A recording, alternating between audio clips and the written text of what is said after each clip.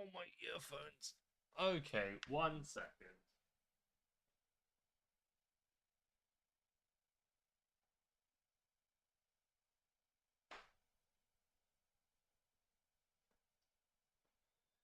Oi, oi, oi.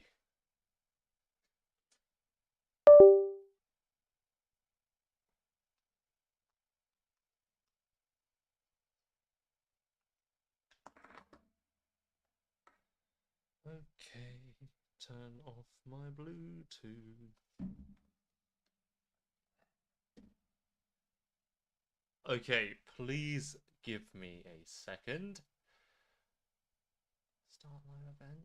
Settings. Microphone, speaker, camera, OBS.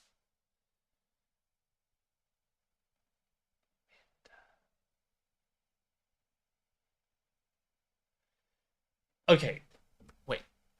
Can I try doing the not share screen? Cancel. Settings. If I do OBS camera, does that work? No, it doesn't look like it's working. Okay, that's fine. Hello, how's it going? I'm just setting things up. Let's move this over here. And then this. Right. And then getting all of this ready. Okay, how are you guys doing? I'm just pressing all the buttons. And I think we are almost ready. Docs. Chat over here. Okay, I think that's working. How are you all doing? Is everything going okay? I'm just... Okay, so I think it's working. So here we have the window, camera, number 2, number 3. Okay, I think it's working. Cool.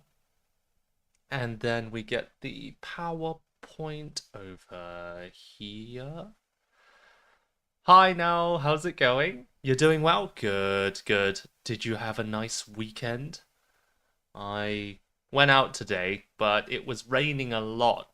So, no, it wasn't raining a lot, but it was very cloudy. So I didn't feel like, hi Layla, how's it going? Uh-oh, my earphones have stopped. 1 second. So, yeah, did you guys, what do you normally do on the weekends? Do you just kind of, do you study English or do you just relax at home? Today we're going to be doing a lot of games and practicing some English, and I'm going to be teaching you as usual. I'm just getting my earphones. Hopefully, there will not be too many problems. Hi, Jazz, how's it going? All right, cleaning house, nice, nice. Oh, hi, Zia. Oh, game's not fine. Yeah, so I have to apologize because the criminal one, I designed it for an in-person lesson, so I need to find a way of making it online. So I'll need a bit more time to prepare that. So today we're gonna study a lot of English, but more general English. Okay? So I do apologize. I did say last week that we were gonna try and find the criminal, but I promise I will let you do that at some time in the near future, okay? Just not this weekend, because I've had a few other jobs to do, but okay. No, thank you, Zia. I always feel bad. I'm the type of person to say, like, oh, we're gonna do this, and then later I say, nope, sorry, change of plans. It's not good. But thank you. Hey, Chia, nice to see you on the YouTube side. How you doing? All right. So we'll just wait a few more minutes. I'll update you on everything on my side. What have I been doing recently? I've just been, yeah, making a lot of games. I teach a lot of young students these days, so I always have to kind of make new games for them to play. And I found some great materials, PowerPoints to kind of get them thinking in English. But it takes a lot of time because they're all different levels. But anyway, you don't need to know this boring stuff. But okay, I think we're almost ready. So, my earphones.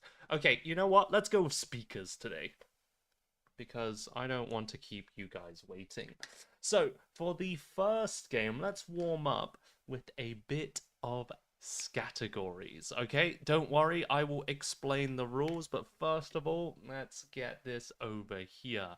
Let me just quickly share the sound because we need a bit of music to get things exciting. So, I'm going to... Oh, and then on the YouTube side, I need to quickly change the audio, desktop audio, 1 second. Let's put this over here, properties, and then, okay, that should be working. Now, I just need to put the Hello Talk on this side.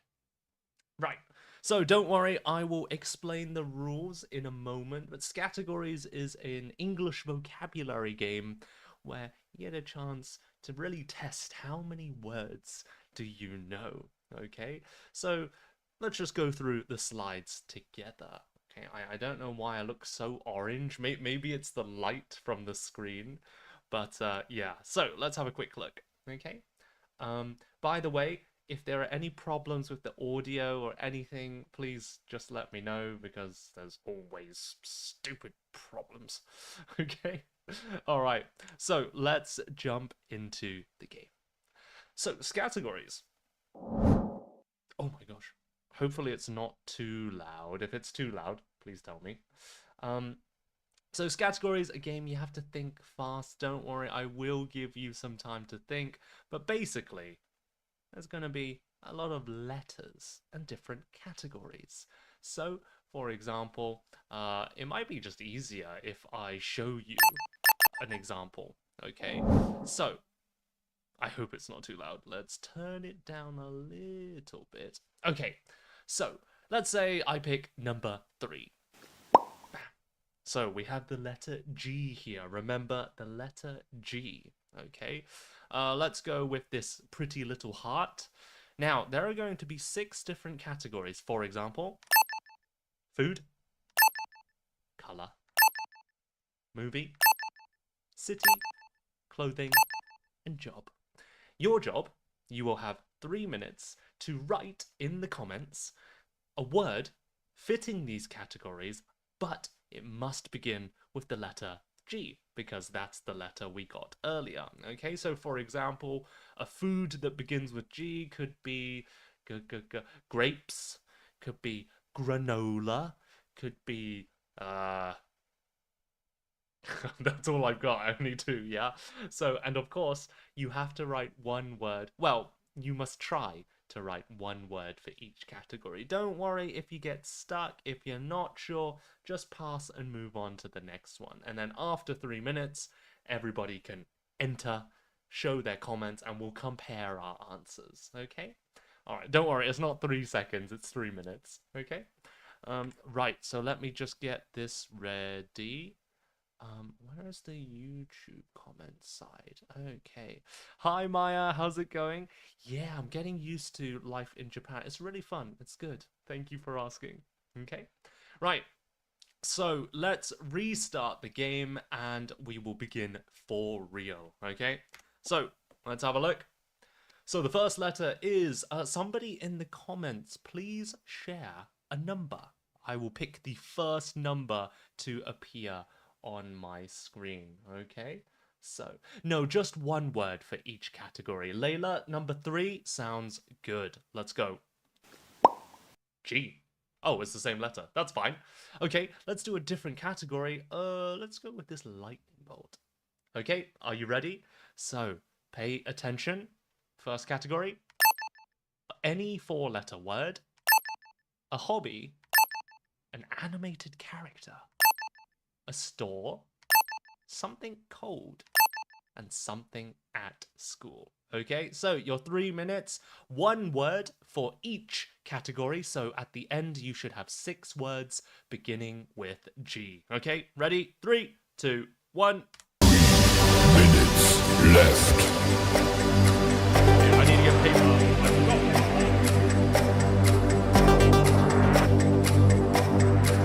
I need a pen.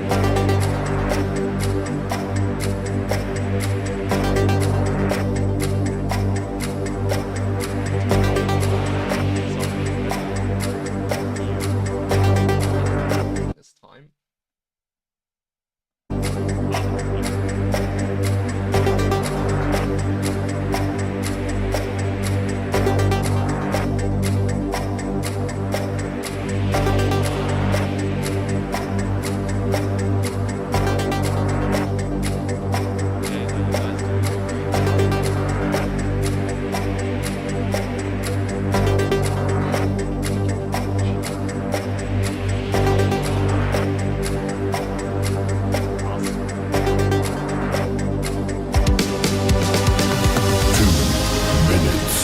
Left.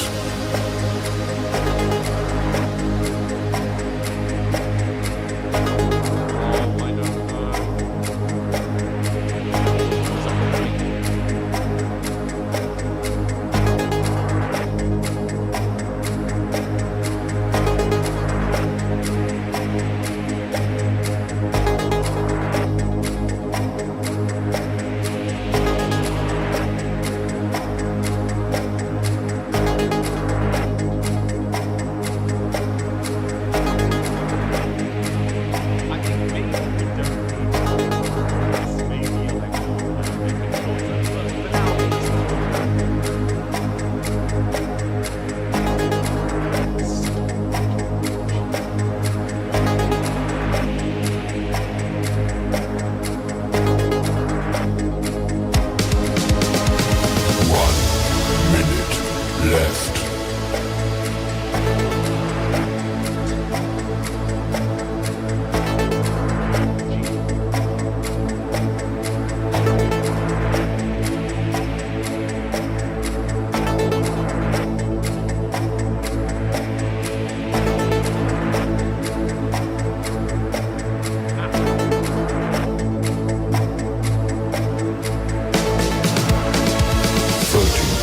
Seconds left.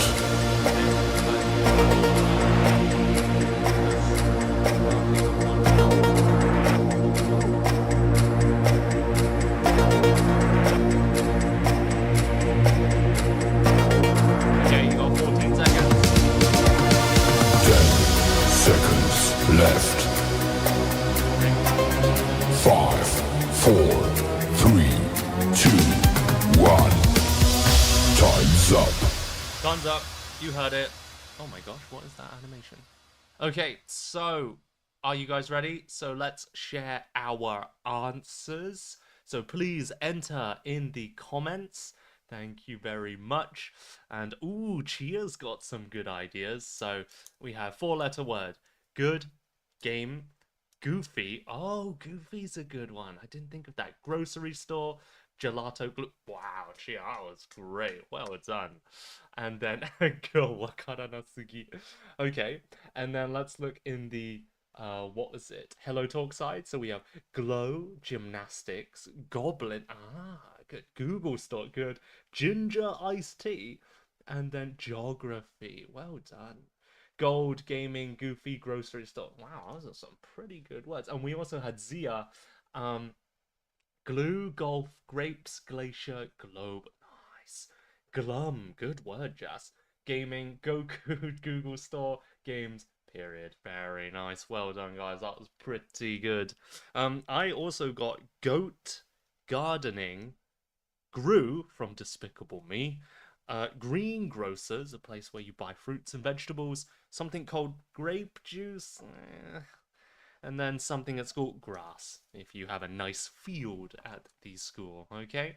Alright, good start, well done. So, let's do another one, but this time, we'll do 2 minutes. I feel like 3 minutes is a bit too long, yeah? Okay, guys, please give me a number. YouTube, Hello Talk, any number. I'll choose the first one. Jas just said 7. Let's have a look. C. C's a good one. A nice easy one. Lots of words begin with C. Let's go with the smiley face. I'm feeling pretty happy today. Okay, so we have 2 minutes this time. Words beginning with C. Okay, so 3, 2, 1. A plant. A sport. A game. Something electronic. A feeling or emotion. And a 3-letter word. 2 minutes, words beginning with C. Let's go. Minutes left.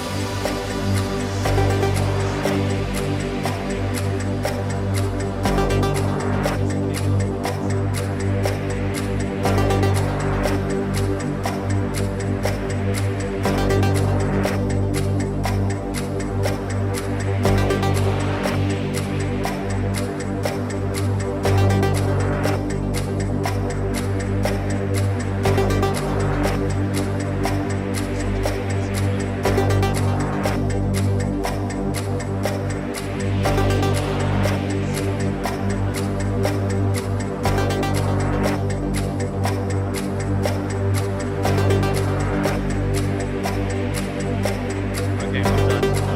Easy peasy.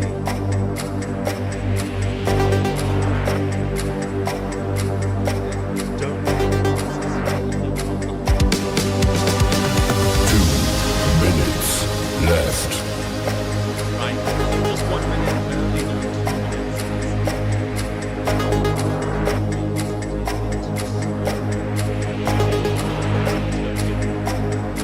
45 seconds. Alright, we're finished.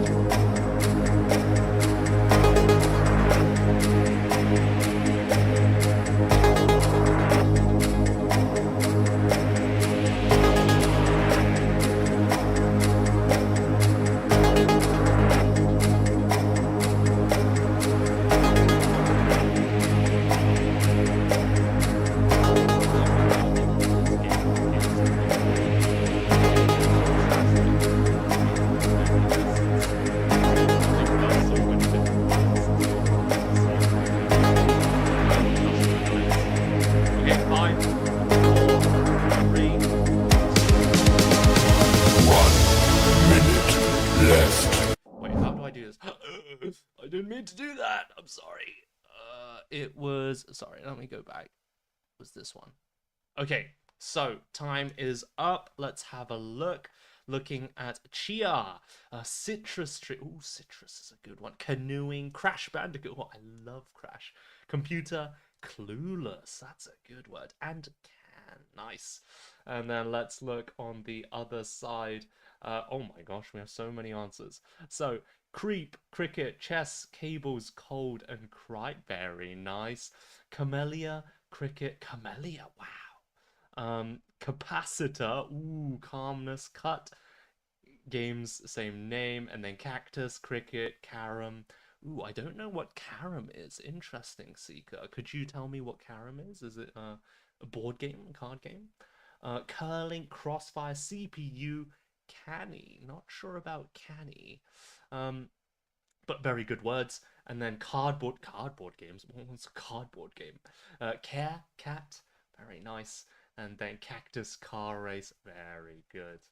Interesting. Yeah, it's nice to hear some like different games from other countries. Maybe I would love to do time when you guys kind of share like your own country's culture with me. Maybe we could have a presentation lesson where I, listen to your presentations. But great stuff. Thank you very much. And then Maya says cactus, cricket, chess, cat.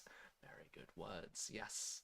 I'm happy you said cricket. It's a British sport. So my answers were number 1, plant, cabbage. Number 2, cricket for the sport. Number 3, a game of cards.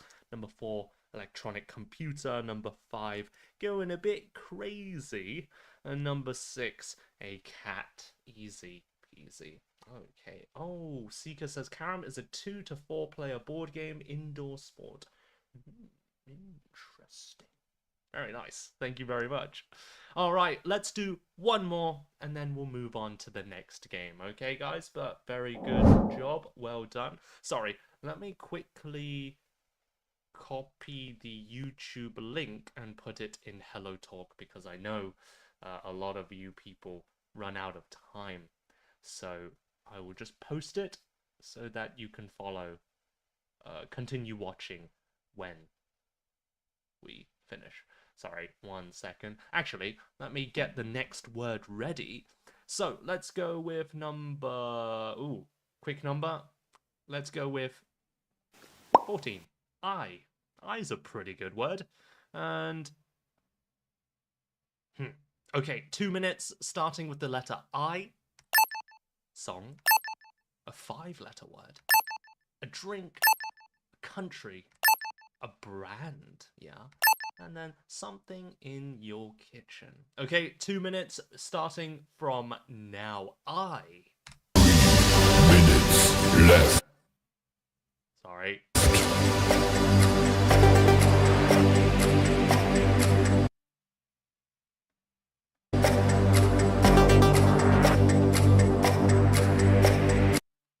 Sorry, I'm just just copying the YouTube link. Please continue. That is the link for the YouTube. And then I will pin that. Okay.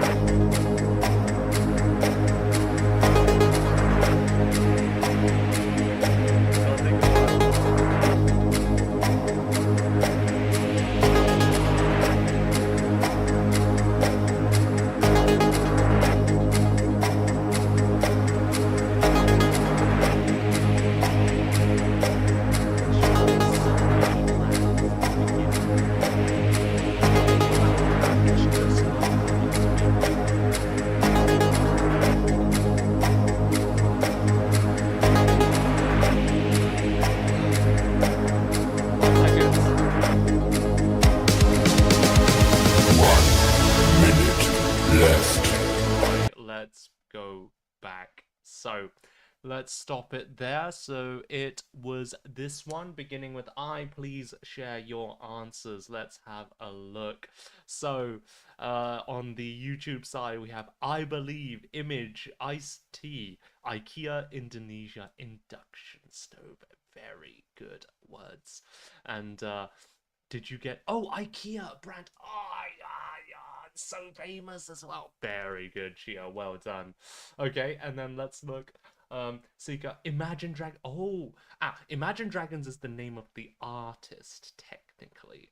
But Image, very good. Ice-T, Ireland, very good. Intel and Ice Cube. Oh, Intel's another good one. You guys. And then I'll Always Love You, Image, Ice-T, India, IKEA, Ice Maker. Interesting. Wait, did we say Ice Maker? Okay, I'll give it to you. Ice cream, iced Americano, Iceland, Intel, ice tonks. Ice is saving a lot of people here, right? So, Mio, very nice to see you. Irony, iced coffee, Ireland, ice cream, very nice. I miss you, ideal, iced tea, Iran, Iraq, India. Those 3 countries, IKEA and ice. Very nice, well done. And then Maya, very good. Imagine, image, I see IKEA. Yeah, I didn't get IKEA. So number one, I put I love you. I don't actually know if that's a song, but there must be a song called I love you, right? Five-letter word igloo. It's often in children's textbooks to teach the alphabet. Yeah, apple, igloo. Iced tea, Indonesia. I didn't get the brand. And then I put ice, which was a bad answer because I said iced tea. But very well done, guys. Good job. Yeah, ice is a lifesaver, Zia. Oh my gosh.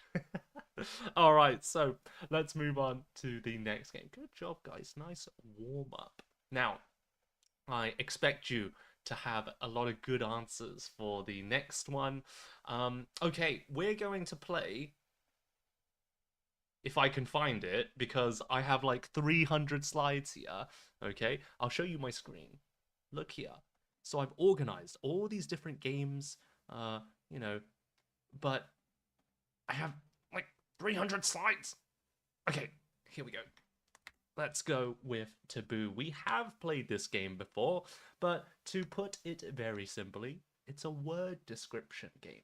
Okay, so I'm going to describe a word. Normally, I would ask my students to describe, but unfortunately, we don't have someone right here, and I want to give you all a chance to kind of guess.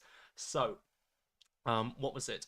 To explain, if you haven't played this before, I will look at a keyword, for example, monkey. You cannot see this, you can only listen to my description.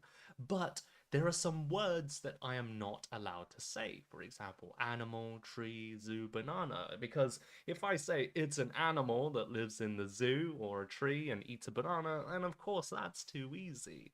So you're going to listen to my description and type your answer in the comments, okay?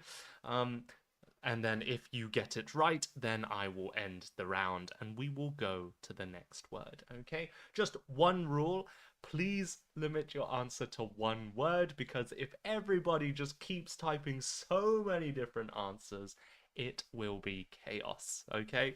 So do your best. Of course, if you really think you have the answer, you can have maybe 2 guesses, but please don't just write every single word, okay? So let's do the first one. All right, so I am not going to show you my screen because that has the answer. Right, so the first word, let's do a practice one. Okay, are you guys ready? So listen carefully, and when you think you know the key word that I'm describing, then please write your answer in the comments, okay?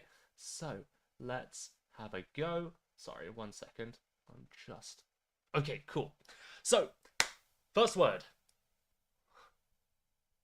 Dang it, I can't say that word. It's something that you wear. Inside, you might not wear it. It depends on the person. But outside, you...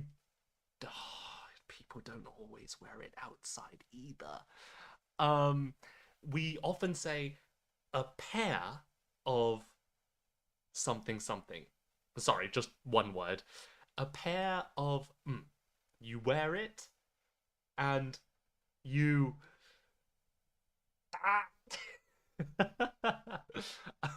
you... Has anybody got the answer yet? Okay, somebody might have the answer. Just to give you a bit more time to think, I'll give you maybe 20 seconds. A pair of something, you wear it. They're soft. They're usually black or white. Well, they can be any color. The design, they're clothes, right? I can't say clothes. Okay, and the answer is 3, 2, 1. Ilara, very well done. They are socks, yeah. So some of you guessed shoes and pants. Those are, we do say a pair of pants, you know, a pair of underwear, shoes, but I was looking for the word socks. So very well done, Ilara. Good job. Okay, right, next one. So, let's have a, I'm thinking, can I ask you guys? Okay, I know. You guys, I'm going to basically sorry, one second. I want you guys to explain to me. But so we're going to swap the roles. Earlier I said we can't do this, but actually I think we can. I want you each to write one hint for me. So doing the same as me. So I will show you the word, but I will not look at the screen. Okay? So basically, my screen is here. I'm going to turn around, and I'm just going to look at the comments. Okay? So you guys are going to describe it to me, writing a sentence, but you cannot use these words. Yeah, clothes, to, feet, and shoes, and so on. Okay? So please help me out, guys. I am trusting you to do a good job, and if you don't, well then you're all stupid. No, I'm joking. Okay, so let me just get it ready. How can I hide the window? Actually, can I just hide it like this? Oh no, that doesn't work. Sorry, one second. I'm just moving the windows. Okay, right. Let's give it a go. 3, 2, 1. Okay, I'm not looking. So please type your hints, comments. Do not use those words at the bottom, and I will try to guess using some of your hints. Okay, I need to be really careful because I can see it on here. Right. Everyone must wear it when going outside. Something we call H2O. So water. If I get the answer, please write yes. Huh? I'm looking at you. Don't you That wasn't a hint. Something liquid. Something we take. Yeah, isn't it water? Oh, that was quick. Wow, you guys got very good hints. Well done. Another word for H2O was very good hints. Yeah. Okay, that was too easy. Okay, next one. Ready? 3, 2, 1. Okay. I did find an easy one for myself. Okay. I'm waiting for your hints. Opposite of white. Black. It's dark. Is it just black? Wait, really? Guys, okay. We'll do another one because you guys are way too good. Absence of white, very nice. Okay, next one. This is surprisingly hard to not look at the answer. Okay. Right?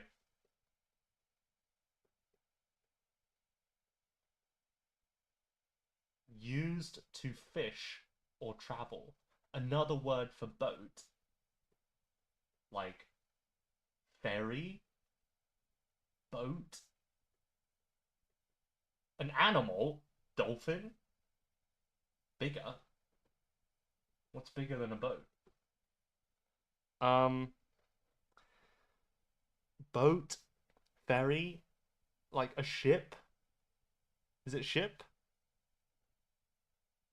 Titanic? Ship? Yeah?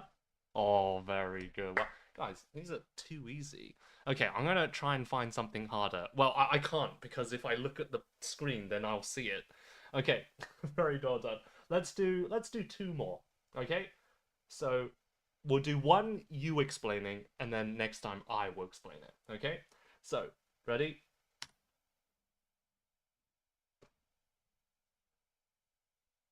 Okay.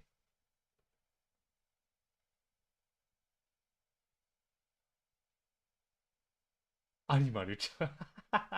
Quack quack. Got a big mouth. Is it Eric? Likes to be in water. So, is it like a swan? A goose? A duck? Oh, animation. Donald. Very good. Yep. Donald Duck was a good hint. Well done. Yeah. Quack quack. Oh, interestingly, I like that you guys mentioned. Sorry, well, my screen has gone a bit weird. How do I remove this red line? Ah, there we go. In different countries and different languages, animals make different sounds, right? So like in British English, actually, and American, dogs say woof woof or bark or growl depending on the sound, but in Japan, dogs say wang wang. I think almost like one one. But anyway, um, ducks in your native language, whether it be Spanish, French, or whatever, what sounds do ducks make in your language? Me and my hints. Yeah. Like, do they say quack quack in your language? Oh, interesting. Alejandro says quack quack. Lisa says gua gua. Oh, interesting. And then Zia India quack quack. Very nice. Gua gua. Really? Is that true, Maya? In Japanese, ducks say gua gua. Wow. Okay, what about like what's an animal that makes a really weird noise? Do you guys know foxes? No, actually, even there's no word for it in English. Yeah. What animal do what sound does a lion make? What sound does a lion make? In English, we say roar, R-O-A-R, roar, right? I think in Japanese it's gowl, gowl. But what about your language? Eddie, very nice. Gowl, definitely, yeah. And then, yeah, that's right. Raw only? Interesting. Okay. Right. Okay, let's do a few more taboo. This time I will be explaining to you. So listen very carefully to my description and please guess the word. Okay? Ready? Sorry. Okay, you can't see my screen, right? So it's a place you go, you sit in a area with many other people. You are all looking forward at this rectangular shaped thing. It's not a class, not a park. And then you're watching a moving image. That's the closest I can explain it without using it. Very well done. It is a cinema indeed. Well done. Yeah. Oh, sugar! I said place. See, I I prepared this game, and you guys are doing better than me, right? I'm cheating by using the word place. Oh my gosh. Okay, let me try again. Let me try again. I promise I will be better. Okay, next word.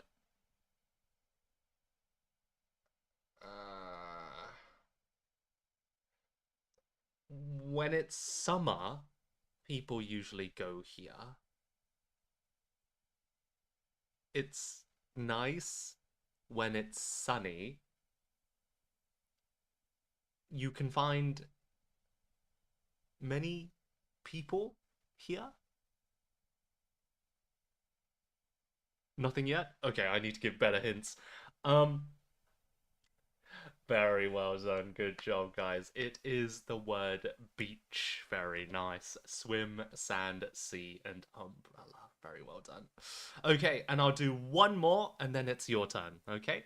So, the next one. Wait, can you see it? Okay, right. It's a very common food, especially in the UK. Um, how do I say it? So, for example, Japan is famous for sushi, and the UK is famous for. But it's not the name of the dish, it's an ingredient in that dish. So I might say and but what are made of? I'm not even speaking English. I'm just speaking empty spaces. Okay, so I see some people are understanding what I'm saying. So Okay, let me give another example because that was bad. It's round, but it's not always round. It's like roughly a round shape, right? Sometimes it might be a bit wider, but it's kind of round. It's brown, okay, and ah, very well done, Maya, Chia, Eddie, and Mio. The answer is potato. Thank you very much. I really wanted to say fish and chips, but of course I couldn't say chips. Well, I could have said fish and right? But anyway, okay, very well done. Okay, it's your turn. So I'm going to look away from the screen. You're going to explain the word, okay? Are you guys ready? Okay, so please write some hints in the comments and I will guess.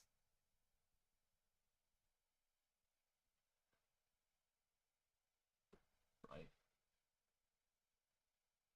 Anything?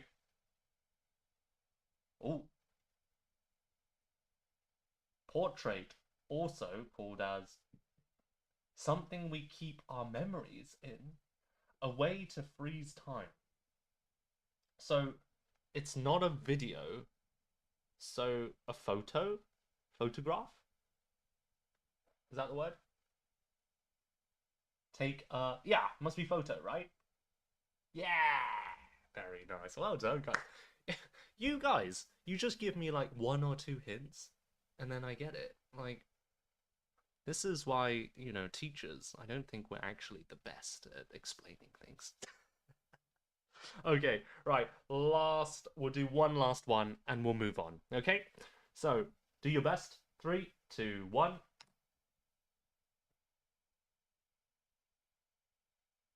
Okay?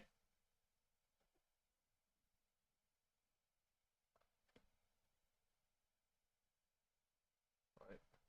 I'm trying to only look full of sugar, sugary, we eat it. Like a donut.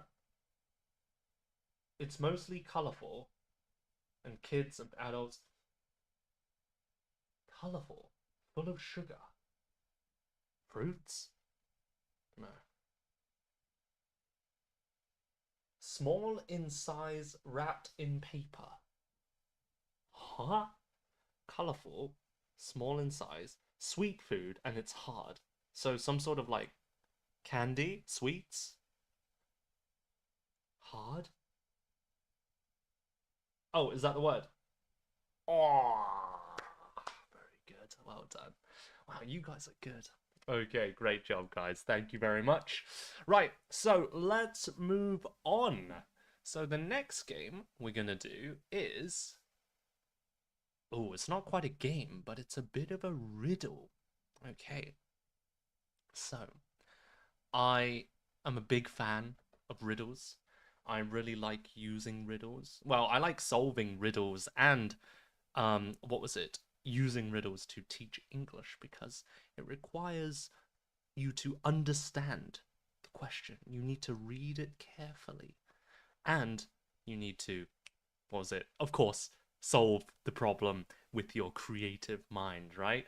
Now, don't worry, you don't have to be a genius to solve these riddles. You just need a bit of common logic. And actually, a lot of these riddles were designed for children. But even, some adults have trouble. Even I had trouble with some of these riddles, okay? So just read the question very carefully, okay? And then, yeah, if you get stuck, then we'll guide you through it. I'll give you some hints, okay?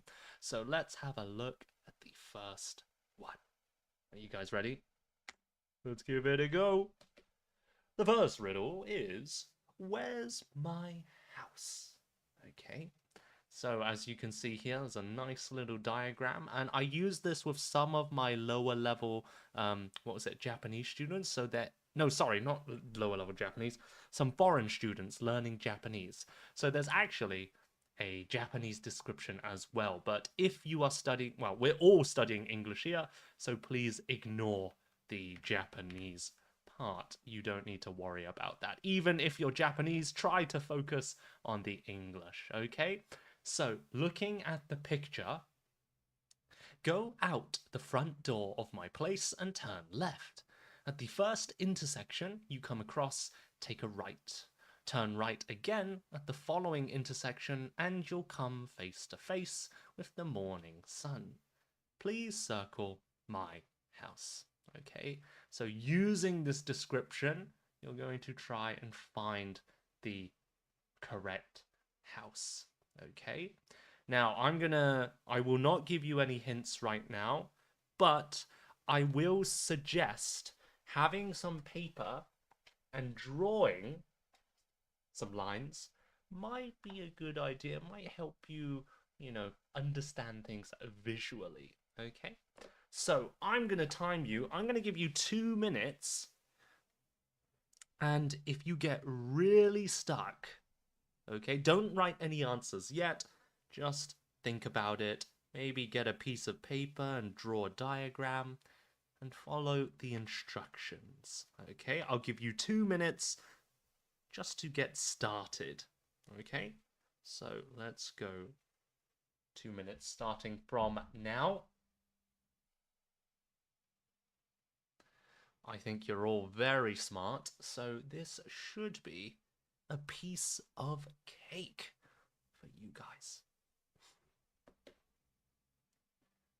Yeah, in school you're always studying directions.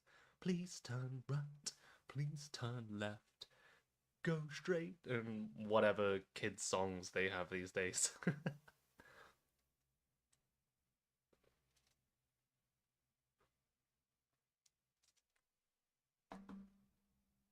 40 seconds have passed. I'll give you 1 minute and 20 seconds.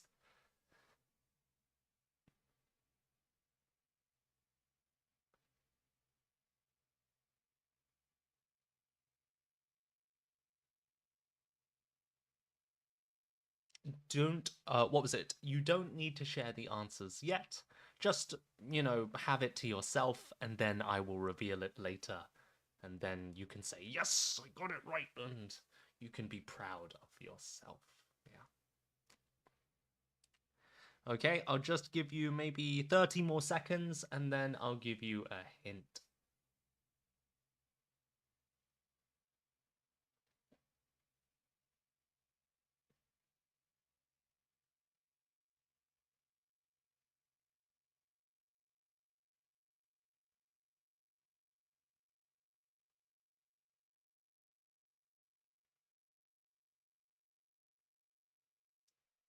Okay, and your time is up for now. Quick question.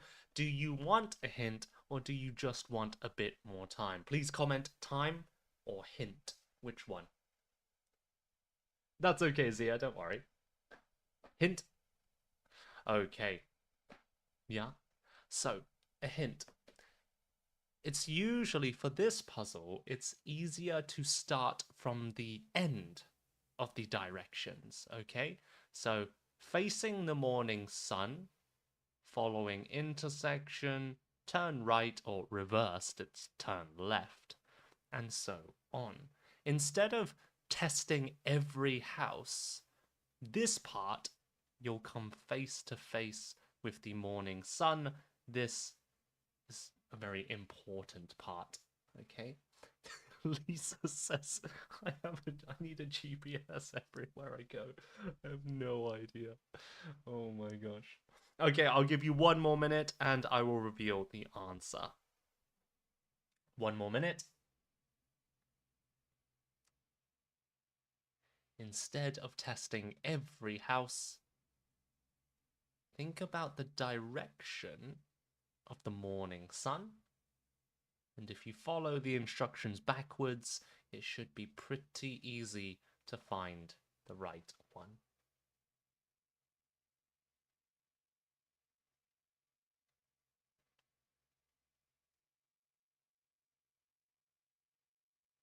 All right, 20 seconds left.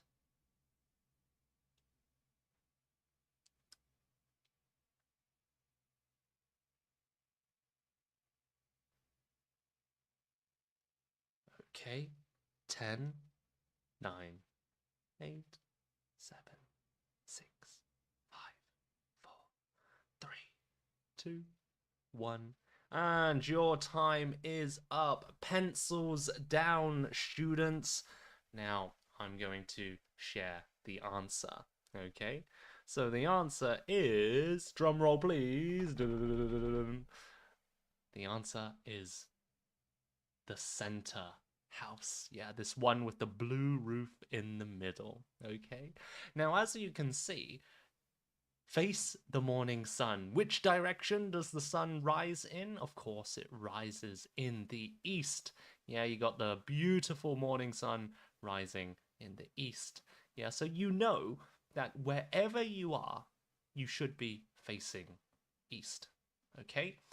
Now, if we follow the directions backwards, so instead of turning right, we would say da da da da da, turn left, down, turn left again, and then turn right.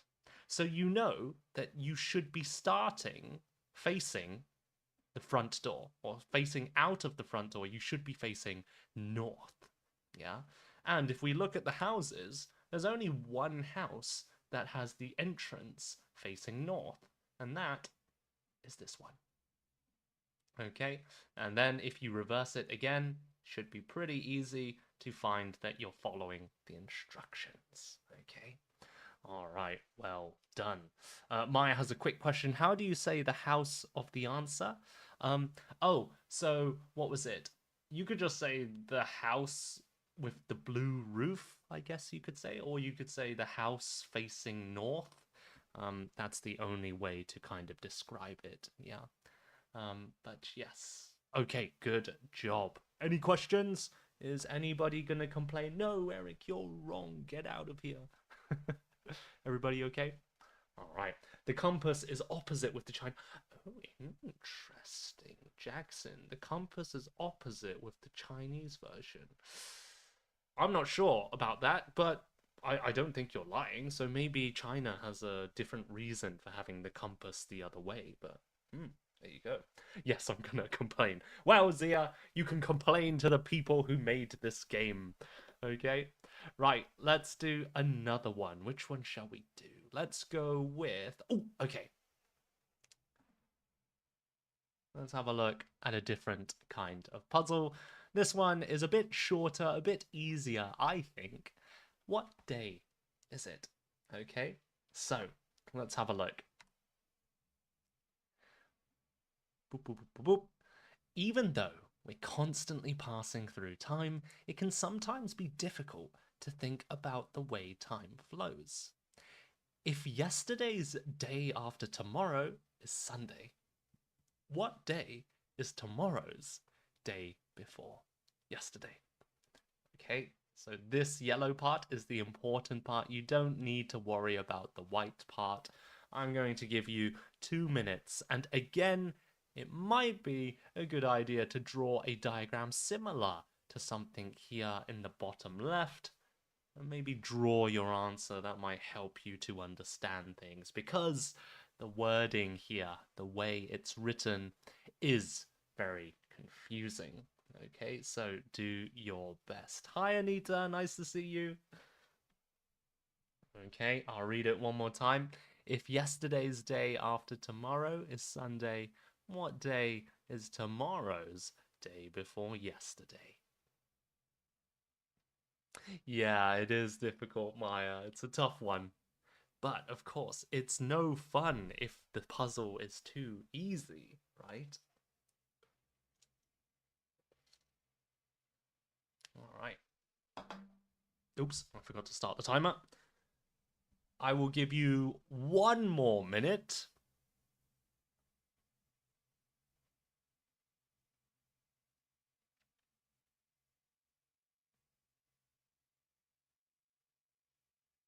Or maybe I should draw a diagram. No, it should be fine.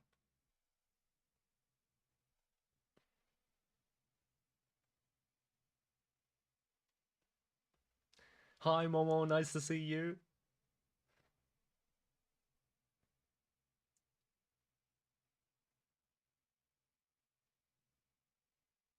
Okay. I'll just give you maybe 30 more seconds. 30 more seconds.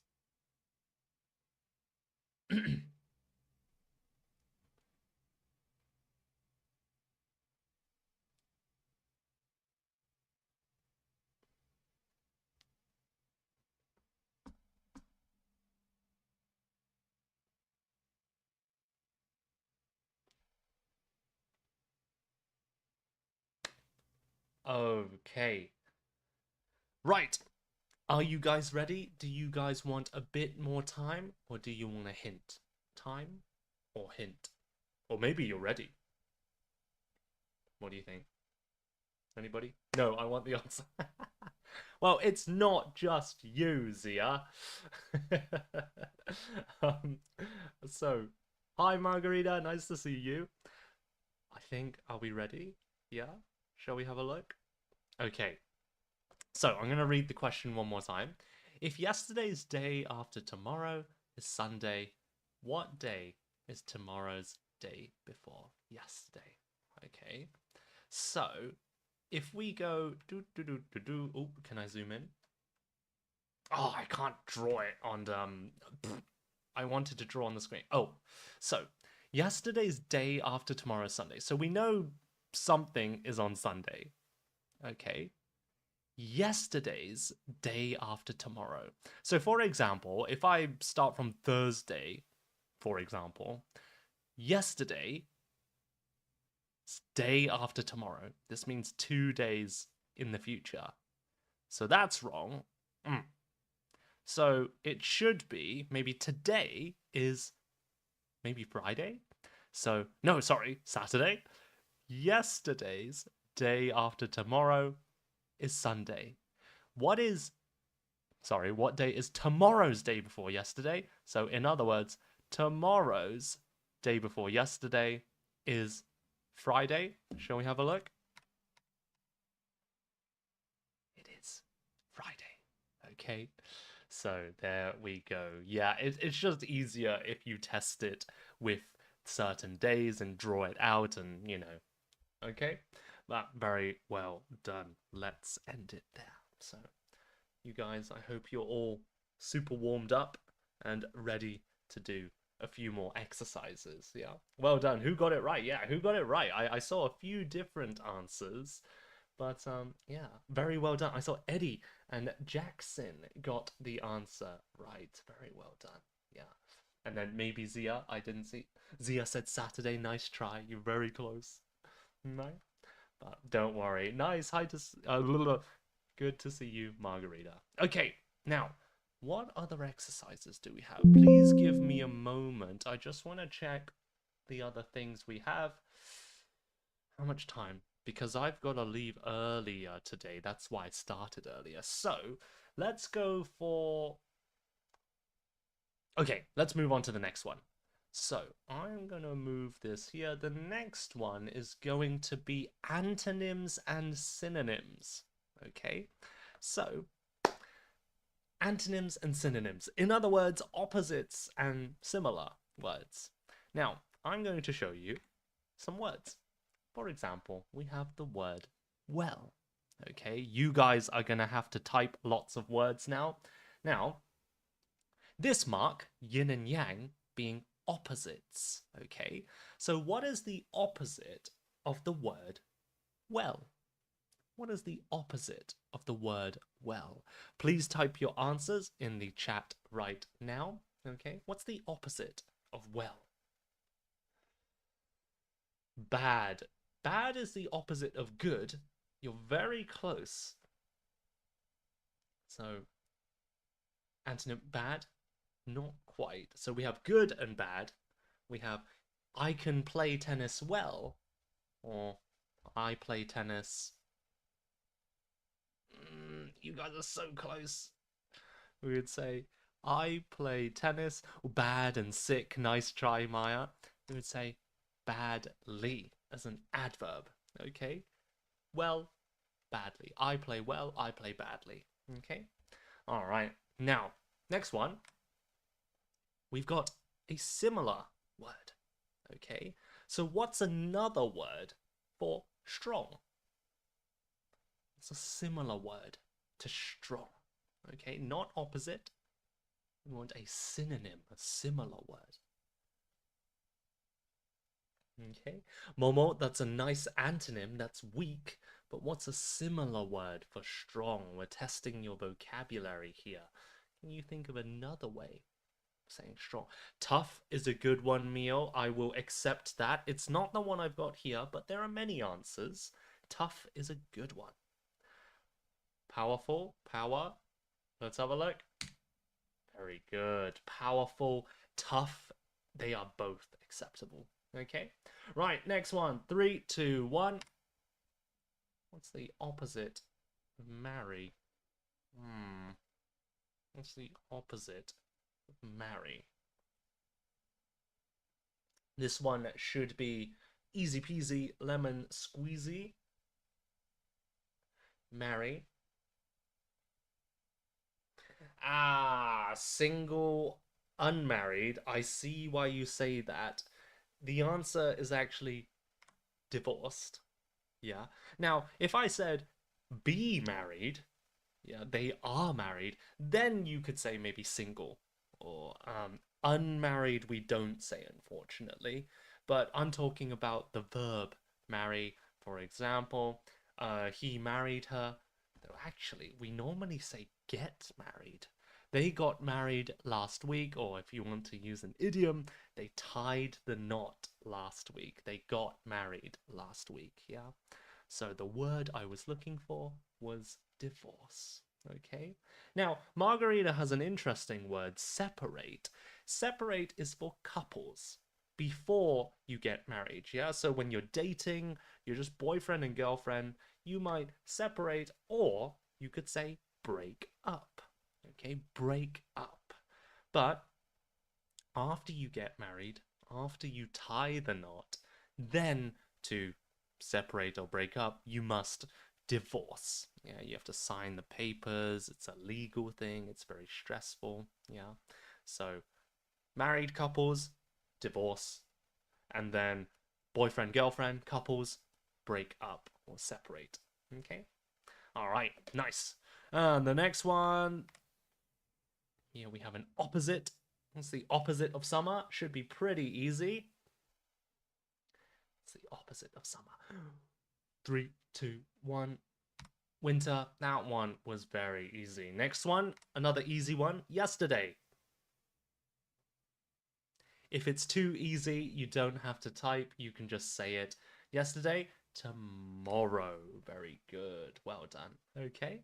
And what's another word for fast?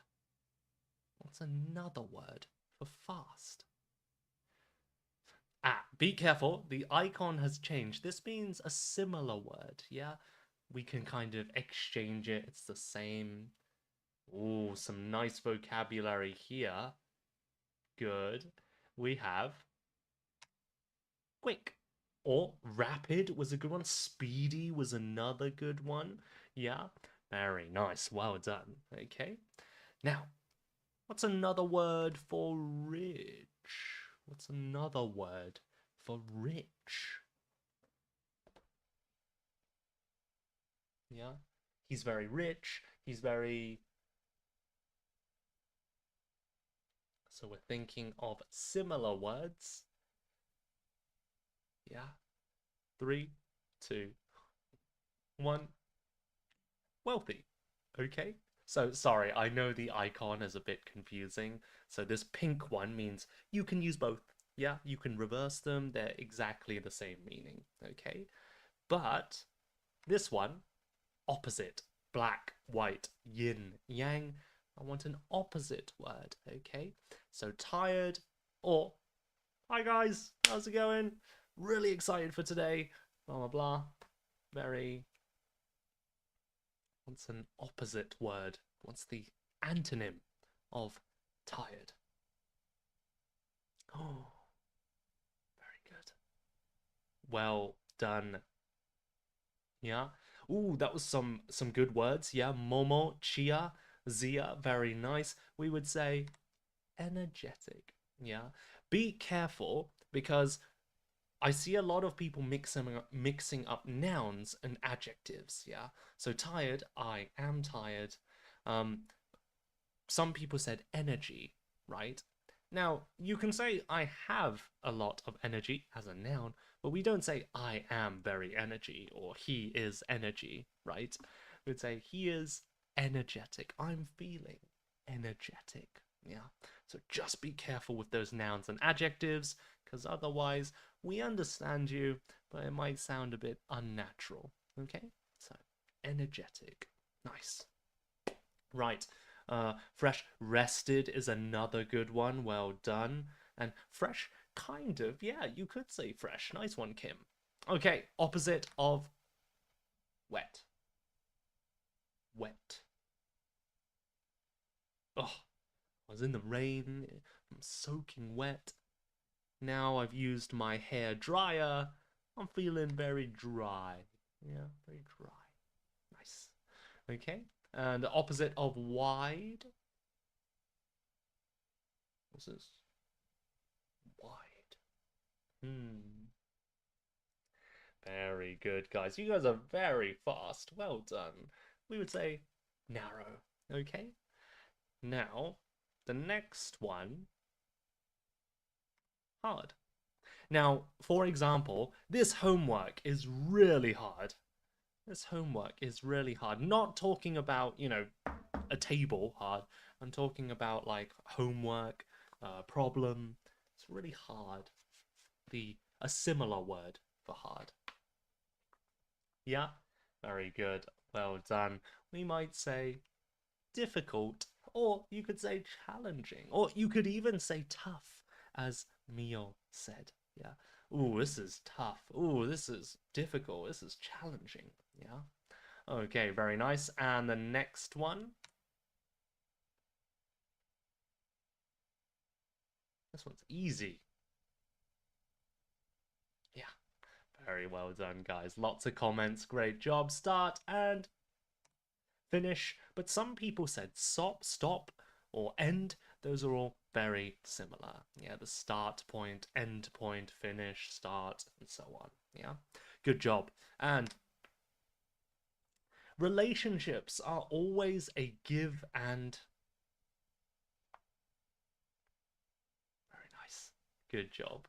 It's always a give and take, isn't it? You gotta give, you gotta take. It's an equal exchange. If you're always giving or always taking, that's no good. Clean. What's a similar word for clean? Yeah. Synonym. You might say, oh, this house is clean. This house is so.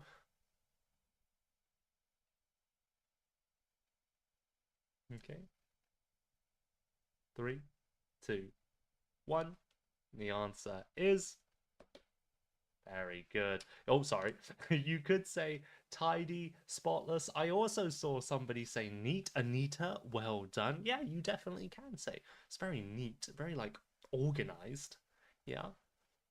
Spotless is a very good word. Yes, so clean. There's not a single spot on this clean, wall or floor. I can see my reflection. It's so clean. Yeah, spotless. Okay. If you can use some of these like higher level adjectives, then you will sound a lot more native, right? Like there are a lot of people who focus on learning like these super rare words that are super high level, but to be honest, I think you can impress most people just by learning some higher level words for common situations. Yeah, instead of big, you might say enormous. Instead of hot, you might say, oh, it's boiling, right? And because they're such common words, you have many chances to use them. But if you learn, I don't know, supercalifragilisticexpialidocious. Okay, that's not a real word. Well, actually it is, but long story. Anyway, if you learn this like super rare word related to legal documents, you never have the chance to use it unless you are a lawyer. Yeah. So I always recommend just to spice up your language, and if you want to really impress both just people in general and maybe the examiners if you're taking an English test, And it's really worth taking the time to learn some high-level words for simple ideas and simple adjectives, for example. Okay, all right, good job. So let's move on. Next one. Somebody's very smart. Yeah. Somebody has a high IQ. Okay, so we're thinking of a similar word, synonym. 3, 2, 1. Clever. Or you could say wise, or actually you can also say intelligent. Very nice, yeah, intelligent. Okay, now I saw somebody misspell the word clever as cleaver, like a meat cleaver, a very heavy knife that you use to chop like bones and stuff. Be careful. Oh, you're very clever. It's like, huh? I don't have a cleaver. Wait, why am I a cleaver? So just be careful. Very good. Well done. Yeah. Clever, intelligent, wise. Now, bonus. Wise and smart or clever are not the same thing. For example, you can say, what was it? You could say a smart young boy or an intelligent young boy. You can also say a smart old man or an intelligent old man. But we normally say a wise old man, but not a wise young boy. So, what's the difference here? What is the difference between wise and smart or intelligent? Can anyone tell me? Here's the vocabulary question of the day. What's the difference between being wise and clever? Ooh, Zia, you're kind of on the right track. It's kind of related to maturity and age. Very well done. I think Etskol gave a very good answer. It is about experience. Wise people, generally older people, they've lived a lot longer, they've watched a lot of people, and they've experienced a lot of things. And it's not always just learning from your own experience, it's also just, learning from hearing stories, maybe interacting with others, watching others make mistakes, and things like that. All of this is wise. So think clever, smart, intelligent. It's more like IQ, your natural intelligence. Very quick at learning new things. But if somebody is wise, they know a lot about life because of their experience. Okay, nice. Good job. Well done, Margarita. Exactly. Wise is about experience. Perfect. Okay, and the next one.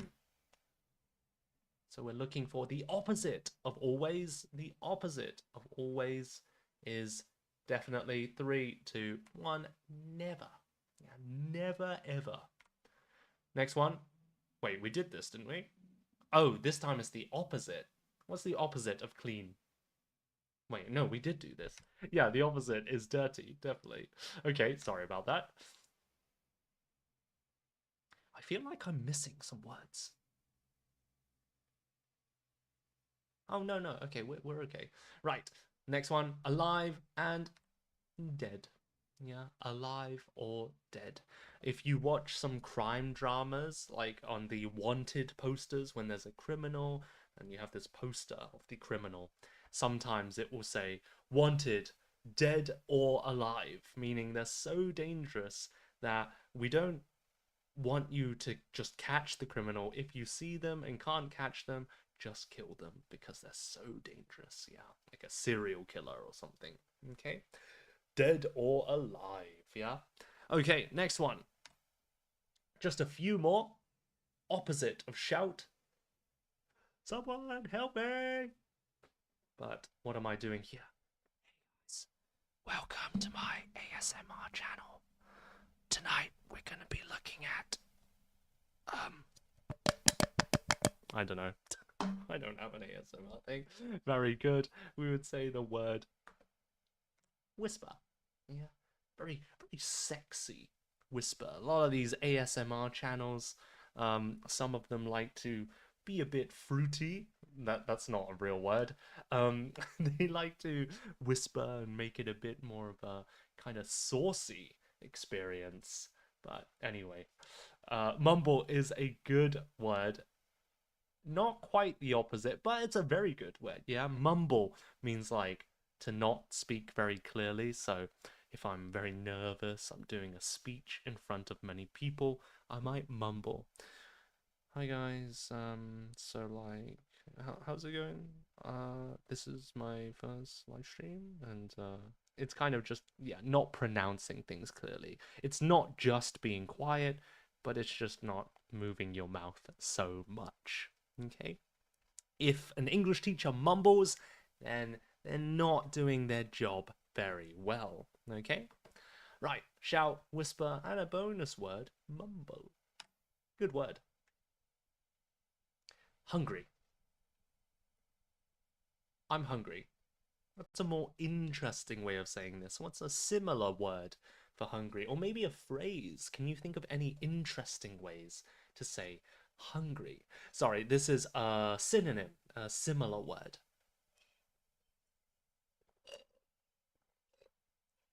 Okay?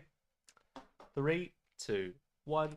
I'm starving here. Somebody help me. I'm starving. Okay? Very well done. Now, as a bonus phrase, a very interesting one, you can also say, I am so hungry I could eat a horse. Yeah. So hungry I could eat a horse. Yeah, this is obviously quite a long way of saying it, but it's a very humorous way. And if you say this to a native speaker, they would be like, wow, that's very like high level, very natural, right? Of course, most people just say hungry or starving, but if you want to be a bit different, you can say, oh, I'm so hungry, I could eat a horse. Now, why do we say horse? I have no idea. But I also like, there's a Japanese phrase that's kind of similar. It's, what was it? お腹と背中がくっつきそう, which means so hungry that my stomach and back are sticking together, right? So if you look at my body from the side, it's kind of like this. It's like this hourglass shape. There's nothing in my stomach, so empty that my back and stomach are sticking together. I like that one. But anyway, in English, so hungry I could eat a horse. Personally, I'm a cow person, I'm so hungry I could eat a cow, but that's just me. Okay? All right. お腹が空いた. That's right, Momo. Yeah. And then 馬肉. Wait, do we say 馬肉? No, basashi? Basashimi? Anyway, whatever. Okay. It is freezing. What's the opposite of freezing? Yeah. In summer, it's absolutely, oh, it is 3, 2, 1. Very good, Margot. You're spot on. We might say boiling. Yeah. Again, there's nothing wrong with saying hot and cold, but if you want to be a bit higher level, it's boiling. And then in a few months around Christmas time, yeah, something like that. I'm not good with the cold. Like the heat I can deal with, but cold weather, ooh, it's always my hands and feet that get so freezing. Like I always have to have a heater next to my feet. I just hate having cold feet. Melting is another good word for boiling. Scorching, very nice. Guys, your vocabulary is much higher than I expected. Well, actually, no, I should know. You guys always do a great job. Well, anyway. What's another word for easy? Do you know any idioms for something that is super easy? Yeah. Oh, this English class is what word can we use here? Or what phrase? I'll give you a clue. It's a sweet food. Very nice. Well done. It is indeed a piece of cake. Yeah, a piece of cake. Now, be careful with the spelling. P-I-E, not P-E-A, although it does have the same pronunciation. So, but you're very close. Well done. Now, personally, And I actually said this phrase earlier, but there are some rhyming phrases. There are some phrases in English that are called, you don't need to know this, but they're called reduplicated phrases, meaning repeated but changed in a way.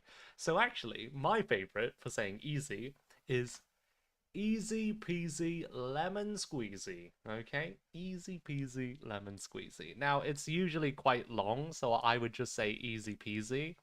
And again, I can say easy, but it's boring. You know, as a teacher, I need to be interesting. I need to make the students interested in the lesson. So, gotta use some interesting language. And people do actually say easy peasy, right? I'm not just saying some outdated word that's fun. I actually do use this. So, if you want to be a bit more high level, please try and use this phrase easy peasy. You don't have to say lemon squeezy, okay? It's just fun. Right, next one. Problem. It's the opposite problem. Problem and a solution. Very good. Well done. Thank you very much. I think there's only 3 more. Accept and 3, 2, 1. You've got to refuse, or you could say reject. Reject is also okay. Now, interestingly, when you, what was it? When you ask somebody, going back to romance, if you ask somebody, you know, will you go out with me? In other words, will you be my boyfriend or girlfriend? When somebody says no, or like, oh, I'm really sorry, I'm not interested in that, that is called rejection. But we don't say refusal, yeah? So like, if your friend goes, oh, I saw that guy asked you out, you know, what did you say? I was like, sorry, I rejected him, yeah? Another way of saying it is turn down. I turned him down, yeah? Meaning to reject or refuse. But when talking about relationships, we would say turn down or reject, but we do not say refuse. It's a bit more formal. Sounds like paperwork or something. Okay? So that's a small note there. Okay, right. Very well done. Good job, you know, listening and writing the phrases as well. Good job. Very well done, Zia. She rejected him. Great sentence. Yeah. I will say, students who try to make example sentences, even if I don't tell them to, people who write notes of, you know, phrases I've said, listening, input, and writing or typing, output, these students do tend to, you know, improve the fastest because it's not just about input, you gotta output as well, okay? But writing on paper is fine, you don't have to type it, but just a bit of advice, yeah? Well done, good job. Okay, the next one. You idiot. You idiot. Okay. What do you think? What's a similar word for idiot? Ooh, Maggie says, you fool. That's a very nice word. Well, it's not fun. Silly. That's a very that's a very kind of cute way of saying it. Yeah, stupid is another good one. Yeah. Foolish, very good. Yeah. Now, all of these actually are correct. Yeah, you can say dumb, fool, silly. Now, all of these have different levels, like, but it also depends on how you say it, right? If you say, you are stupid, it's quite serious, quite emotional. But if I say, you're so stupid, right? In a kind of joking way, I'm smiling. But I want to introduce some interesting, oh, moron is a good word, very strong. Foolish, schmuck, that's a good one. Well done. Imbecile. I didn't even know there were so many words for idiot. Good job, guys. Well done. I want to introduce, I'm happy no one has said this yet because it is very British and American. Surprisingly, you might say donut or lemon. Yeah. Now, there's an interesting reason why we say donut, and Again, it depends on your tone of voice and your facial expression, but British people, we like to, especially the guys, we like to make fun of each other because we often do it with friends. Of course, we don't insult people seriously if we meet them for the first time, but once we become comfortable, we make jokes and we just say, "Oh, you're such an idiot."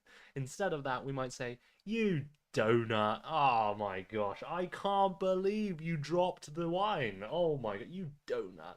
And the reason why we say donut is because a donut is a pastry and it has a hole in the middle, right? So if you imagine your head as the donut, there's a hole here. There's nothing inside this brain. Yeah, there's nothing inside this head. I'm a donut. Nothing. It's empty. Yeah. Um, you could also say lemon. I think that's a bit more American. I can't remember the origin, but I think it was something for some reason. Take this with a grain of salt because I'm not 100% sure, but lemon was another word for a broken car or something like that. Maybe there was a model of a car that was called lemon, and they broke so often that it just became a word for like idiot or something. So, ah, oh, you lemon, you're such a lemon, or something like that. Okay, but take that with a grain of salt. I'm not sure about that one. Okay. All right. Yeah, lemon. I'm not too sure, but I'm a donut. I'm a big donut. Anyway, next one. I think there's two more. Attack and very good, Momo. Lemon emoji. Attack and defend. And Maya says, "Do you say baka?" That would be Japanese, right? Okay, and the last one for today. Sorry, this was a bit longer than I was expecting. What's another word for friend? This is an interesting one because, of course, when you talk to your friends in another language, you want to find a more casual way of saying, like, we never just say, "Hey, you're my friend." It's a bit weird. But very good. I think you've got two of them. Homies, nice. Okay, so I'm gonna give you the answers. You got two of them and some extra ones. Well done. We would say pal, buddy, or mate. Mate is very British, okay? Buddy and pal are more American. But the interesting thing is, I say buddy more than mate. Now, maybe it's because, I'm not 100% British. No, I am British. Um, but with language and people immigrating, emigrating, people move around, language never stays the same. So it's, some words are often changing. Yeah. I hear mate a lot in London, and especially in younger generation British children, especially at schools, but it's very like casual, very rough, right? You're right, mate. How's it going? Yeah, not too bad, not too bad. It's the same as usual. It's a bit of a casual British English, right? Usually, I try to speak the Queen's English. I like to be a bit more polite. Would you like some butter and jam on your scones? I do have a bit of ham, bit of tea with your scones. Okay, not really. But casual British English is like, "Hey, you alright, mate? How's it going? Yeah, not too bad. Just doing a bit of live streaming, teaching the students as usual." Right? So Zia says, "No thanks, no scones. I already had my lunch." Um, but yeah, so anyway, sorry for that bad acting. So we have pal, buddy. I actually often do say buddy. So the way to use it, we don't say their name. Normally in conversation, we would just say you, right? But when texting, or especially when greeting somebody saying hello, you might say, "Hey, mate," or like, "Hey, buddy, how's it going?" And then after that, we would just say like you, right? But we often use these, at least I often use these as a greeting. "You right, mate? How's it going, buddy? Long time no see." Things like that. Okay. Um, so there we go.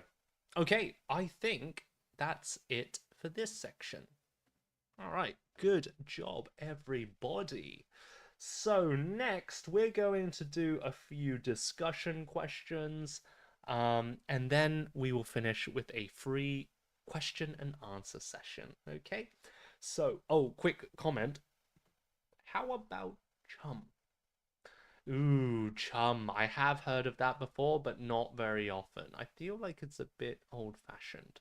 Now, Maya said something interesting. Bro, that's a very good one, Maya. Well done. Bro is very masculine. Um, I want to say it's British, but actually, no, I think it's American as well. Like, bro, how's it going, bro? Um, but yeah, it is very masculine. Men use it with each other. Sometimes tomboyish girls, that is, girls that are a bit more similar to men, a bit more masculine, they might say bro, but yeah, the target is always obviously a man, right? So you're right, bro. Hey, bro, how's it going? Yeah, it's very like rough, masculine, and casual. Okay, thank you, Maya. Great job. Short way of saying brother. That's right. Okay, right. Now let's do a bit of discussion. Let me find the right slide because there are like 500 slides here. So, I think it was hot takes. Here we go. Okay, I'm going to give you some controversial opinions, and I would love to take people on stage today, but I'm really sorry. I'm not confident with my audio because my earphones were not working earlier. And if I play it on the speaker, the sound is going to go into the microphone and it's not good. So I apologize, but next time, okay? So, but please do share your comments, a quick sentence. What do you think about these controversial issues? Okay, we're gonna do some casual ones, some very what was it, debatable ones, and maybe some more serious ones. We'll have a look. Okay, so the first one is, and I have a strong opinion about this. Can you see it? Yeah. Number one, it's better to brush your teeth after eating breakfast. I can already see people saying, what are you talking about? Disagree? No. And then other people are like, yeah, of course, it's gotta be after breakfast, right? What do you guys think and why? Okay. Thank you, Margarita. Well done. Okay. Um, oh, Mio says, of course, you gotta brush your teeth after breakfast, right? Interesting. What do you guys think? Yeah. Now, I did do a bit of research on this, and I'll share it in a moment, but I'll listen to your answers first. Zia says, in my opinion, better to do it after. Okay, why? Jay also agrees. Anita, of course, brush after every meal. Ooh, Anita, you are clean. I don't know if I should admit this, but I do not brush after lunch. Um, and technically, no, I do brush after breakfast and dinner, but not lunch. I'm too lazy. Is that why I have bad teeth?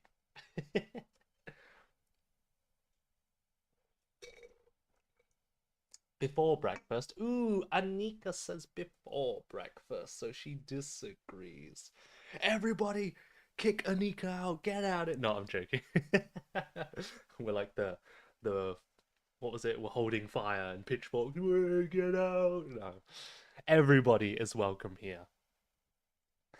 The reason we brush our teeth is to protect our teeth, so it's better to be clean. That's right, but do we protect our teeth more by brushing before or after? So, I I've heard it's healthier to brush your teeth before, but most people realistically do it after for a few reasons. So, sorry.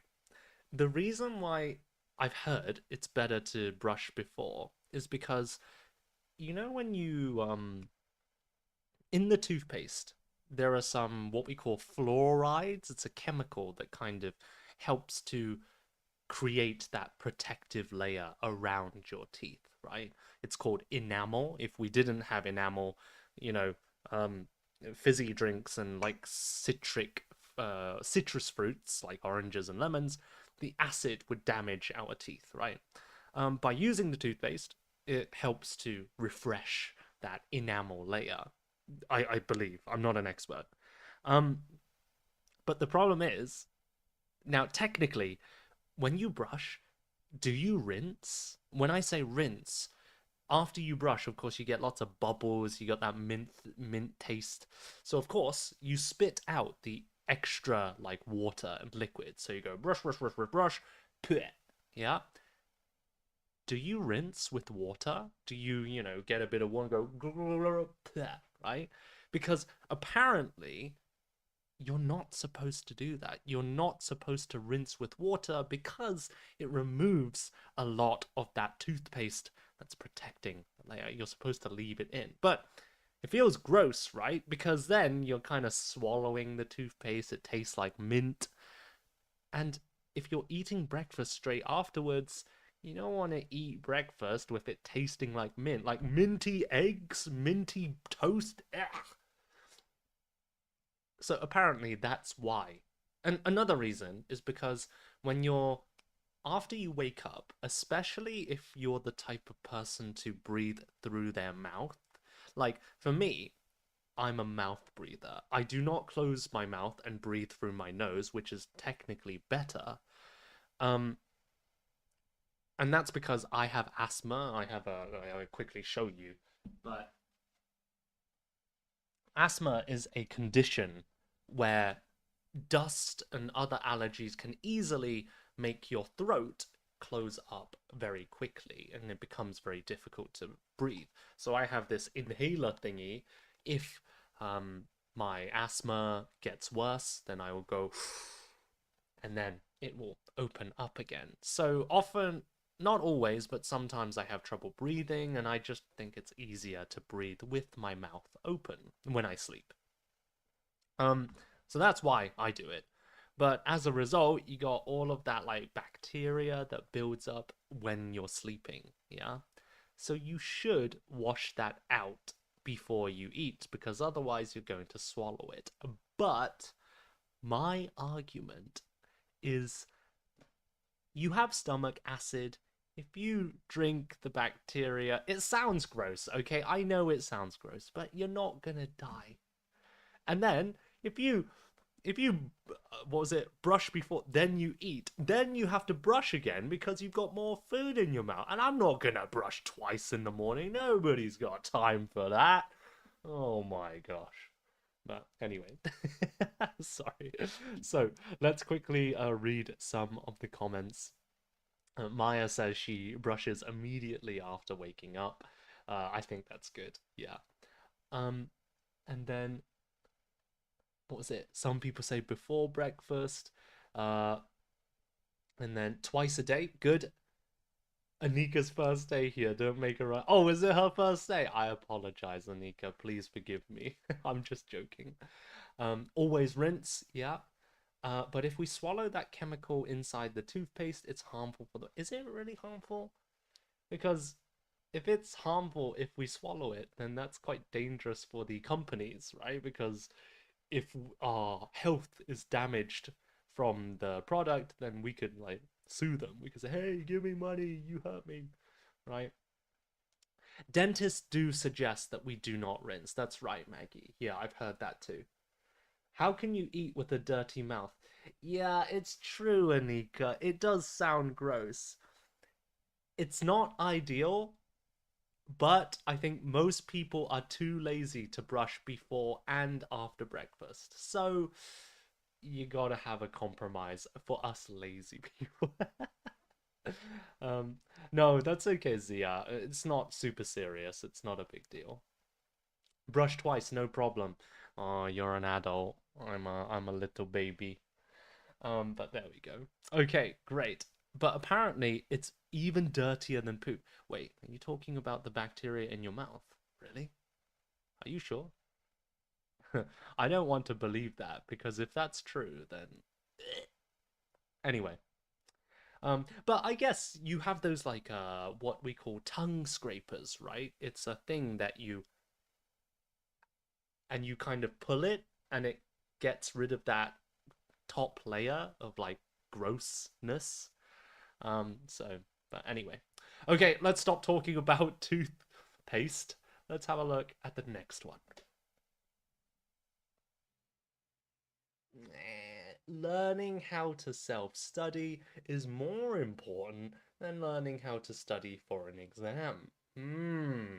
Very interesting. What do you think?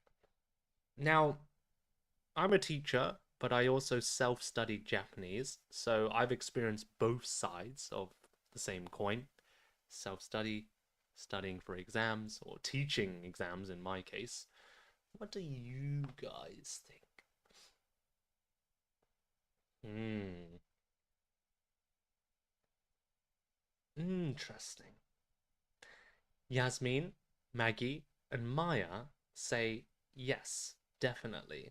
Anita says it depends on your goal. I also agree with that. Yep. Yes, self study is important because what you learn by self learning will remain with you after exam we forget. That's a very strong point. I agree. Yeah, there are a lot of people who learn how to study for exams, and generally, it depends on the exam. And after people, how do I say it? There are many people who learn how to get a lot of information in a short amount of time. Yeah, especially remember, your final exam in college or university, getting ready for that super important exam by studying all night. Yeah, sorry, I'm getting a bit of like, what was it? My throat. It happens when I speak for a long time. I had a drink somewhere. Okay, I'll drink later. Anyway, um, but yeah, self-studying is something that's not taught in schools because, of course, when you're in school, you don't need to self-study because the teachers are there to help you. Now, of course, as you get older, they give you the chance to self-study. I don't know about you, but in my final year of college, that is high school in American English, we had less lessons and more free time, like an hour between our lessons where we can just focus on studying for, certain subjects. And yes, you're given more time to study independently, but we're not really taught the techniques or what's important for self study because in school we're taught how to pass exams. We're not taught how to learn for long term memory and learn life skills. Now, that's not always true. They do teach you some life skills, and a lot of the information in exams is also useful in real life. But we're not taught about the techniques to really, for example, how can we make learning fun? How can we maintain motivation? What should we do if we're losing motivation? And different ways of studying, I teach in many different ways. As you know, I use games, I use discussions, maybe sometimes listening activities, videos sometimes. For me, variety is the spice of life, and I can do this when I teach, but it's very hard to kind of teach people how to teach themselves because self-studying is basically teaching yourself information by being independent and getting information from different sources, right? And reviewing that information. So it is really tough. Um, and then you need to be organized so everything depends on you. Definitely, Margarita, exactly. Think self study is better. Helps me truly understand and not just memorize for exams. Yeah, definitely. Maya says both are important, input and output, definitely. Yeah. And it's annoying because in exams, the way we output is just by like writing a set answer. It depends on the subject, but there's usually a set answer, one correct answer. When you get to the university level, then you start to learn about like critical thinking, supporting your ideas with good logical arguments. Um, but often we're not taught about how to like analyze things and really kind of check our own understanding of things, as somebody said. So that's also super important, right? But anyway, variety is one technique. Not working, you can use another, definitely. You can gain maturity and liability because you'll be independent. Very good points, exactly. Yeah. But to be honest, my tip for you, if you want to become better at self-studying, is a lot of people will tell you this method is best for vocabulary, this method is best for listening. There is no best method. There are more efficient and less efficient methods, I agree. There are bad and good methods, but everyone's different. Some people do like reading, some people don't. I do believe that reading a lot is one of the most efficient methods. But if you don't enjoy reading, then it's useless because you're not going to enjoy it. And when you don't enjoy things, you're not interested, you can't focus, you're not paying attention, and then you just give up very quickly. So, yes, it's efficient if you stick with it. But if you don't enjoy it, it's meaningless, right? So for you, first thing I would suggest, yes, if you search online great methods to improve listening, vocabulary, and you see a YouTube video that says this is the best way to improve blah blah blah, try it, give it a go, and don't give up too quickly. Give it a chance, maybe a few weeks of trying it. But if you really feel like oh, I just hate this, I don't like flashcards, it's boring for me, or maybe it's just like I don't feel like reading today, I want to speak to someone, or I just want to relax and listen to a podcast, you can change your method. You can change what you do depending on how you feel, right? We all have different hobbies and we don't always feel like doing that one hobby, even if we love that thing normally, right?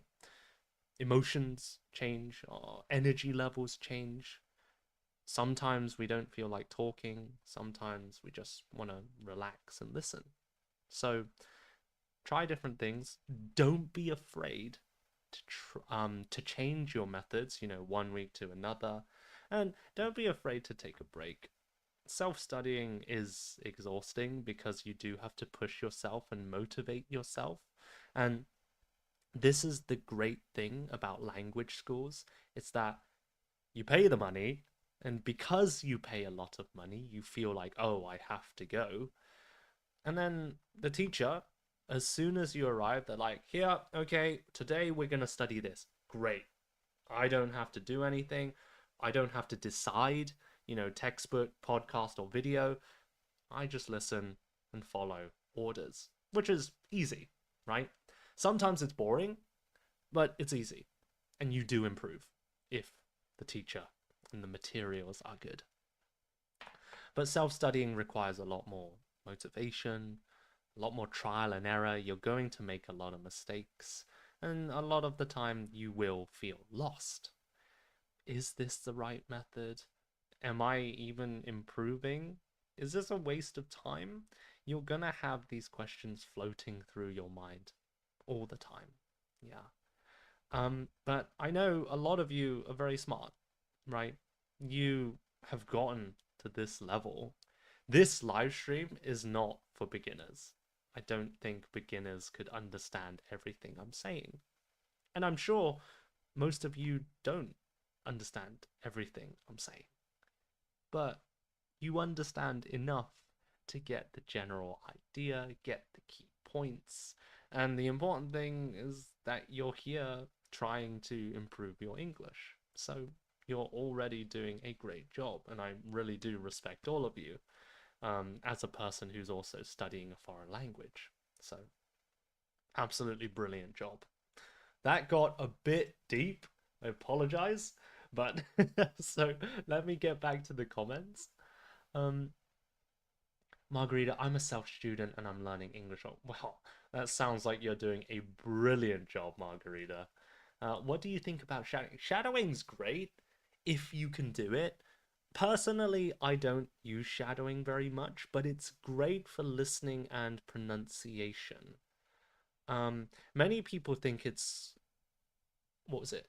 Many people think it's a speaking exercise, but it's actually a listening exercise and also pronunciation. I haven't done it a lot, so I can't say, the pros and cons of it, but I do think it's quite good. From what I've heard, it seems to be quite a good method of improving listening. Yeah. For me, and this is where, earlier I said everyone's different and everybody, what was it?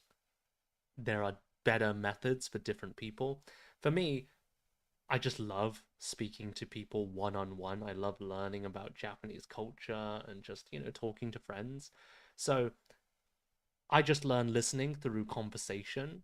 And it's not the best, what was it? It's not the best method for training listening, but because I love conversation and I've talked to hundreds of people in Japanese, naturally I've just improved my listening from doing so much of it, even though it's not so efficient, right? So, but anyway, um, yeah, Margarita, I completely agree. It's great for, what was it, polishing your English. And then motivation is key, definitely. Yasmin, you have an attractive way of speaking that attracts others to listen. That's very, what was it? That's very sweet. Thank you very much. I appreciate it. Um, I guess for me, I really like to teach. Well, actually, I don't teach this so much, but I talk about it on my live streams a lot. There's a lot of value in just slowing down, or rather varying your speech. I'm not going to talk about this again because I don't want to make other people, my regulars, listen to this over and over. But vary your speech, sometimes fast, sometimes slow, sometimes loud and clear, sometimes, just going quickly. The more you pay attention to how you speak and the different ways you speak, the more variety you'll have. It's similar to kind of using different vocabulary. Instead of saying easy, I can make it interesting by saying easy peasy, lemon squeezy, right? It's the same with your voice and your tone. Instead of just speaking one constant speed and sounding like an AI robot that's always at the same rhythm, when I want to say something important, I'll slow down. I'll get a bit more quiet. But when I'm excited, when I'm telling a funny story where a lot of things are happening and I'm so excited I can't control myself, and I get a bit faster. And this happens naturally. But I do a lot of live streams, presenting, and kind of teaching in person that I can control it more and do it even if I'm not feeling great on that day. It just becomes like a switch that I can turn on. So, yeah, but no, thank you for the kind comment. I appreciate it. Hmm. Um, Everything can help pronunciation and speaking. Shadowing Eric right now. You don't need to shadow this this donut, this silly British boy. I am no role model. I think there are many good sorry, not good. There are many superb TED speakers that you can imitate on YouTube. But if you want to imitate me, that is the ambulance. I hope someone is okay. But yeah, shadow who you want to. if you like their accent, if you like their way of speaking, that's the most important thing. Okay? All right. I do it too. It sounds funny, but I do. You know, I hate my own voice. I can't stand listening to it. When I edit my YouTube videos and I just have to listen to my voice, especially when I'm playing with my stupid puppet. Okay? So, I've done a few stupid YouTube shorts with this puppet. I'm very bad at making YouTube videos. If you've seen my channel, very low views, very low subscriber count, but you know, it's just a learning thing. But when I play with this puppet, I'm like, "Hey, how's it?" And when I do it, when I'm recording, I don't mind. But when I'm editing and I have to listen to it so many times, ugh, I'm just, this is what it looks like. I'm editing, delete, and I'm like, oh, why did I say that? But anyway, so there we go. British English is my cup of tea. Wonderful, Margarita. You are already speaking very Britishly. I highly recommend Downton Abbey, Mr. Bean. No, actually, Mr. Bean, he never talks, so maybe not. But yeah, there are lots of good British dramas. What was it? Margot, it's cute. What's cute? This? Hello. Hello, my name is Nessu. Okay. What was it? Don't you dare say that. People are dying to sound. No. I mean, but doesn't everyone hate the sound of their own voice? I've heard it's because when you speak, the sound goes through your head and it sounds different because of the way that it travels, right? But when you record it and hear it through this ear or any ear, that's why it sounds different and very strange to you. But anyway, I appreciate it, so yeah, that's very kind. Shadowing, I'm shadowing his tone and his speed of talk. I like the way he talks very much. Yeah, that's very. I don't know what to say. I really appreciate. Thank you, Kazumi. That's very sweet. But yeah, I guess it's something I take for granted, right? We often don't appreciate the things that we are born with. Things like family, friends, your own voice, your own personality, and things like that. Is this voice something I've practiced or trained? I'm not sure, but yeah, I guess so. Very true. Okay, right. I'm gonna end this stream very soon, but if you guys have any final questions or final comments or anything you would like to ask me today, please let me know now or forever hold your peace. That's what they say at British weddings. No, I think just English weddings. They say, now, before we wed the bride and groom, is there anybody who has an objection or, you know, any complaints? No. Does anyone have a reason why these two shall not be wed today? Something like that. If not, please, no, sorry, please speak now or forever hold your peace. I think that's what they say. Anyway. Anita, when will you be back? I will be back next week because I believe I don't have any plans.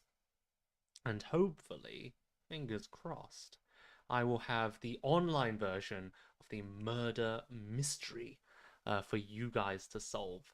But yeah, it should be fun. It will be a lot of like solo work. So what I'm gonna do, the murder mystery will involve you guys will download a set of pages. There will be a lot of like evidence, a lot of pictures, and a lot of writing for you to read. You know, the suspects and what they're saying. You know, I was busy on this day and blah blah blah. Um, I haven't figured out how to do it because it's supposed to be an in-person activity, you know, and I will be standing next to you giving you advice. But the way online, I guess I will sit here, you will do the exercises, and if you want some hints, then you can ask me for help. I'll be sitting here ready to kind of assist you. Yeah. But hopefully next week we'll do maybe a quick review of the crime vocabulary, the live stream we did last week, just to get ready for the game. And then we'll begin the mystery. I'll give you the files and you can start solving, you know, like Detective Sherlock Holmes, okay? But yeah, would it be better to do it on Zoom?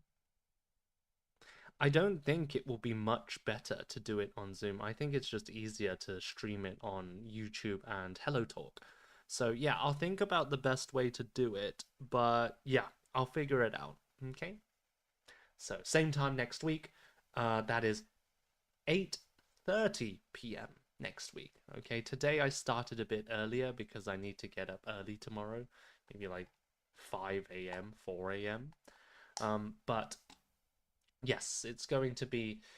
I might Google Meets and Zoom. I'm not so familiar with, so I think we'll stick with HelloTalk and YouTube because the only thing you need is to access a link and download the PDF file, which I will share with everyone. Okay. Um. All right, I think that's about it. But thank you very much for the questions. Have a great weekend. Thank you, Zia. Is this a marriage to say that? Yeah, we say that at the wedding, right? Please speak now or forever hold your peace or something. Okay. But yeah, I'll think about maybe some other ways of doing it. Thank you very much, Mio. I appreciate it. Yeah. And yeah, I hope you guys have a wonderful weekend. Don't don't drink too much tonight, wherever it is. I know a lot of you adults like to drink a nice bit of wine, bit of what else do adults drink? Beer? I don't know. I hate alcohol. I'm the type of person to just get very sleepy. Some people say it makes it easier to talk when they drink a bit of alcohol. For me, I'm just like, and then people start drawing things on my face and I see, yeah, a lot of people don't drink for other reasons, and I think alcohol is expensive. You don't need alcohol. Okay, thank you very much, guys. It was a pleasure as usual. It was super fun. But yeah, have a wonderful week and I'll speak to you next time. Okay, bye for now. See you. All right, and then on the YouTube side, bye for YouTube. Thanks for joining.